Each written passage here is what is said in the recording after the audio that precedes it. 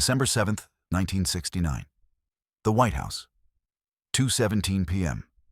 President Nixon's Chief of Staff H.R. Haldeman picks up a secure phone line.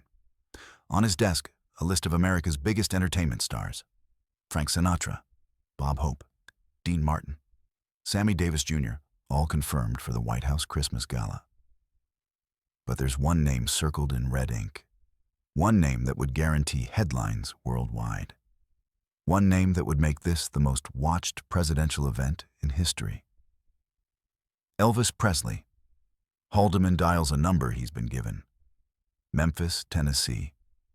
Colonel Tom Parker's office. When Parker answers, Haldeman delivers what every entertainer in America dreams of hearing.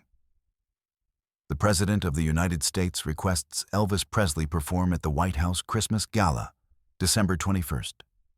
This is the highest honor in American entertainment. There's silence on the other end. Then Colonel Parker says something that makes Haldeman think he misheard. "Mr. Haldeman," Elvis says no. What you're about to discover is the real reason Elvis Presley refused to sing for the president. And it all started with a letter. A letter from a mother whose son would never come home from Vietnam. A letter that Elvis kept hidden in Graceland for 7 years. A letter that changed everything. Have you ever had to choose between what's expected of you and what you believe is right? That moment when success and conscience collide. Drop a comment.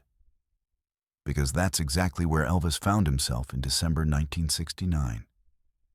To understand why Elvis said no, you have to understand where he was in December 1969. He was at the absolute peak of his career. The '68 comeback special had reminded the world why they fell in love with him. His Vegas residency was breaking records. Money was pouring in. The whole world wanted Elvis Presley. But behind the sequin jumpsuits and sold-out shows, Elvis was carrying something heavy. Something that started 3 months earlier with an envelope marked "Urgent Personal" that arrived at Graceland on September 15th, 1969. Inside that envelope was a black and white photograph and a handwritten letter. The photograph showed a young soldier, barely 19 years old, standing next to a tank in the jungle. On the back, someone had written in blue ink, "PFC Michael Morrison, killed in action, Vietnam, August 12th, 1969. The letter was from his mother, Dorothy Morrison, from a small town called Millfield, Ohio. Population 847. The kind of place where everyone knows everyone, where a boy going to war is front-page news, and where a boy not coming home breaks an entire community. "Dear Mr. Presley," the letter began. "My son Michael was your biggest fan. He had every record, every movie poster. When he got drafted, he said he wasn't scared because Elvis Presley served his country too. And if it was good enough for Elvis, it was good enough for him. He carried your picture in his helmet. Love Me Tender was the last song he requested on Armed Forces radio before his convoy hit that landmine. I'm not writing to blame you. I'm writing because I need someone to understand. My boy died believing he was fighting for freedom. But I watch the news, Mr. Presley. I see the protests. I see the boys coming home broken. And I wonder if Michael died for nothing. I wonder if we're sending our children to die in a war nobody can explain. You have a platform, Mr. Presley. You have a voice that reaches millions. If you believe this war is right, please tell the world. If you believe it's wrong, please don't stay silent. My boy can't speak anymore. But you can. Respectfully, Dorothy Morrison. Elvis read that letter 17 times that first night. Priscilla found him in the jungle room at 3 a.m., still holding it, tears streaming down his face. "What's wrong?" she asked. Elvis couldn't speak. He just handed her the letter. When she finished reading, Priscilla sat down beside him. "What are you going to do?" Elvis looked at her. I don't know. I served my country. I believed in duty. But this boy, he died thinking I believed in this war. What if I don't? What if I think we're making a mistake? That's when Elvis started questioning everything. He'd served in the Army from 1958 to 1960, honorably, proudly. But Vietnam was different. This wasn't World War II. This wasn't defending America. This was... what? He started reading everything he could get his hands on. Newspapers from both sides, books about Vietnam, letters from other soldiers' families. The more he read, the more confused he became. And then came the phone call. December 7th, 1969. Colonel Parker called Elvis with the news. Boy, we just hit the jackpot. The White House wants you for their Christmas Gala, the president himself. This will be worth millions in publicity. Every major magazine, every television network. This makes you the most powerful entertainer in America. Elvis was quiet for a long moment.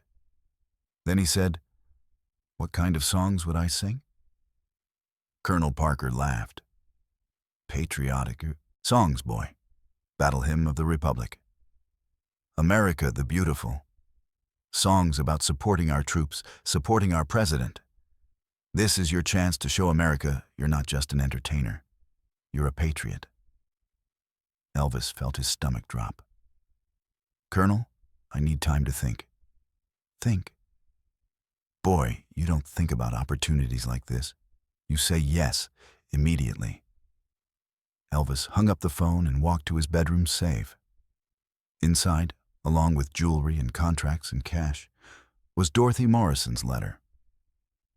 He'd read it so many times the paper was soft, the creases permanent. He took it out and read it again. "My boy died believing he was fighting for freedom." Elvis realized something in that moment, something that would change everything. If he sang at the White House, if he performed patriotic songs celebrating the war, he'd be telling the world that Elvis Presley supported Vietnam. Millions of boys like Michael Morrison would think Elvis believed in this war. And if they died, they'd die thinking Elvis said it was right. But Elvis didn't know if it was right. In fact, the more he learned, the more he thought it might be very, very wrong. Have you ever realized that your silence was being interpreted as agreement? That by not speaking up, you were accidentally endorsing something you didn't believe in? That's exactly what Elvis was facing. Elvis called Colonel Parker back the next morning. "I can't do it, Colonel." Parker's voice went ice cold. "What did you say?" "I said I can't do it. I won't sing at the White House." "Boy, have you lost your mind? This is the President of the United States." Elvis took a deep breath. "Colonel, if I sing at that Christmas Gala, millions of people will think I support this war. Young men will think Elvis Presley says it's right to go to Vietnam and die.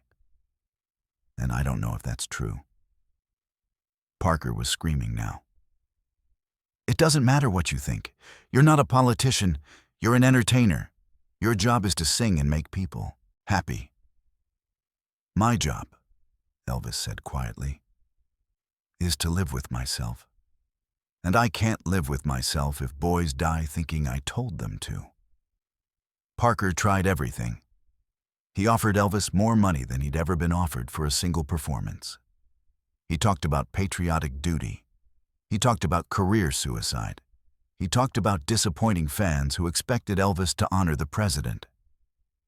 But Elvis had made his decision. He thought about Michael Morrison, 19 years old, carrying Elvis's picture in his helmet. He thought about Dorothy Morrison, writing to a stranger because she had nowhere else to turn. He thought about all the boys who might see Elvis singing for the president and think that meant the war was right. And he said no. Colonel Parker made the call to the White House. H.R. Haldeman couldn't believe it. Elvis Presley is refusing to perform for the president? That's correct, Parker said, his voice tight with anger. Why? Parker paused. He couldn't tell them the truth. That Elvis questioned the war.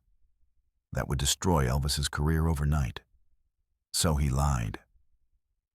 Scheduling conflict, Vegas commitments, contractual obligations. But word leaked anyway. Within hours, entertainment reporters were calling. Why did Elvis refuse the White House? The official story was scheduling. But rumors started spreading. Some said Elvis was afraid of performing for such an important audience. Others said he was having a nervous breakdown. A few whispered that Elvis was unpatriotic. That last rumor hurt Elvis the most, because the truth was the opposite. Elvis loved America so much that he couldn't pretend to support a war he wasn't sure about. He loved America so much that he wouldn't lie to young men who trusted him. But he couldn't say that. Not in 1969. Not at the height of the Vietnam War. Not when questioning the war made you a traitor in many people's eyes. So Elvis stayed silent and paid the price. The White House Christmas Gala happened without Elvis. Frank Sinatra performed. The president praised him as a true American patriot. Entertainment writers compared Sinatra's patriotism to Elvis's mysterious absence. Elvis's image took a hit. Some fans felt betrayed. Some radio stations reduced airplay. Colonel Parker was furious for months. But Elvis had kept his promise to himself, and to Dorothy Morrison, and to Michael Morrison, who would never hear another song. Years later, in 1970, Elvis did meet with President Nixon. That famous photograph of them shaking hands in the Oval Office. But that meeting was different. Elvis wasn't there to entertain. He was there as a citizen, talking to his president about drug problems and social issues. He wasn't performing. He wasn't endorsing. He was just being Elvis Presley, American citizen. In 1976, Dorothy Morrison wrote Elvis another letter. The war was over. America had lost. Saigon had fallen. Everything had changed. Dear Mr. Presley, she wrote, I know you probably don't remember me. I wrote you in 1969 about my son Michael, who died in Vietnam. I wanted to thank you for something. In December 1969, when you could have sung at the White House and made millions of dollars, you didn't. People said it was scheduling, but somehow I knew better. Somehow I knew you remembered my letter. My son died believing the war was right because you had served your country. But you didn't tell other boys to die because you had doubts. That takes more courage than people know. Thank you for not lying to America's children. Thank you for choosing conscience over career. Michael would have understood. Gratefully, Dorothy Morrison.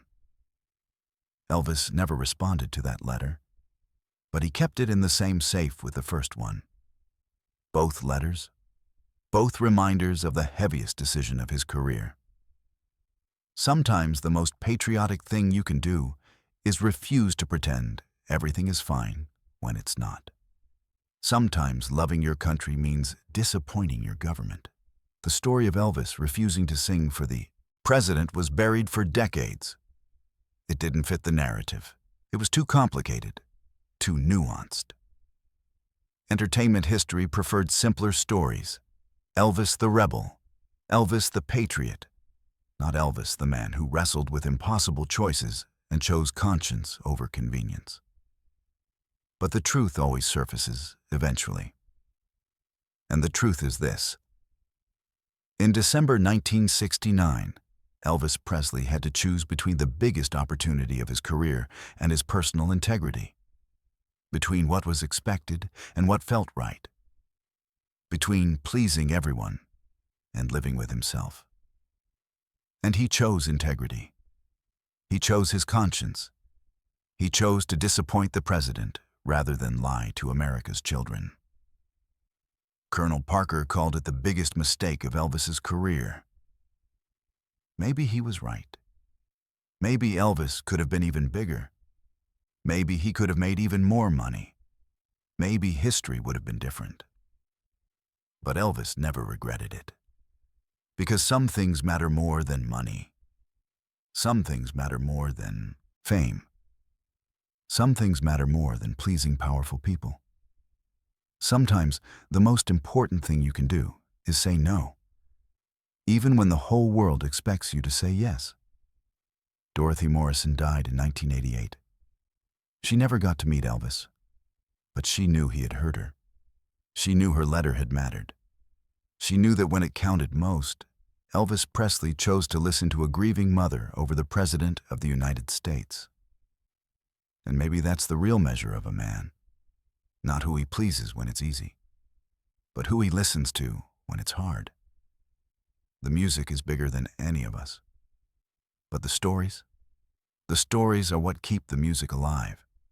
Subscribe for more. Hit like if this touched you. And remember, behind every legend is a human who loved, who hurt, who tried. Just like you. Just like me. Thanks for watching.